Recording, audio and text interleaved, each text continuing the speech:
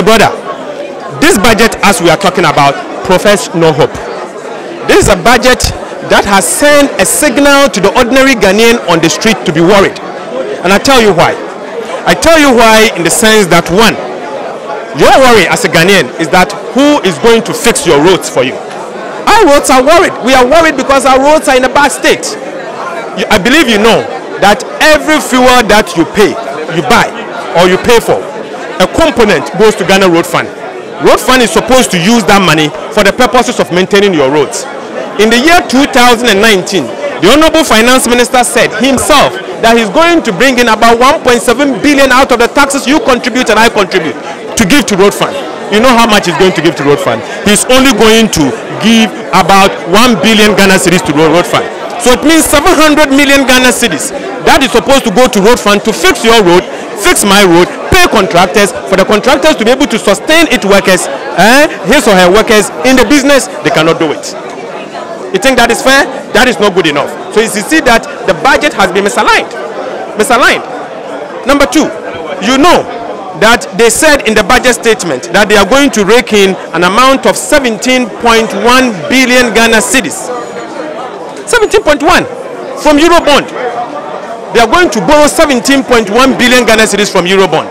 Out of that amount that they are going to borrow, they are only going to use 16.3 billion of that money for the purposes of consumption, conferences, meetings, travels, paying wages. And only about 700 million is going to go into infrastructure and investment. You think that is good? That is misalignment. That will not change the structure of the economy. That indeed is sending Ghana backward. So I do not think that job is what he said is going to happen. Unfortunately, if you ask anybody that what is the problem in the education sector, they will tell you double track is the problem in the education sector. Our school children, the senior secondary school children, are actually being compelled to go to school in a traffic light manner. Gold track, yellow track, pink track, or whatever track they call it. You see, as a result of lack of infrastructure in this education sector. And you know, you are paying for a tax.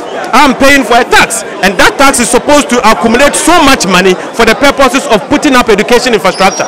You know, we are going to get 2 billion Ghana cedis from that amount. They are only giving Ghana Education Trust Fund just about 1.2 billion Ghana cedis. Again, 800 million Ghana cedis. 800 million Ghana cedis of taxpayers' money that is supposed to fix the infrastructure in our education sector, help the contractors get paid, sustain their employment, grow the economy.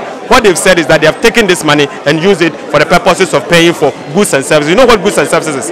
They are going to use it for the purposes of conferences, meetings, buying paper, and all of that. Unfortunately, I do not think that is the way. So I can tell you that if the minister says that he is going to sustain the gains for growth, create jobs, and bring prosperity, unfortunately, this job, what is done today, is going to bring people, make people jobless.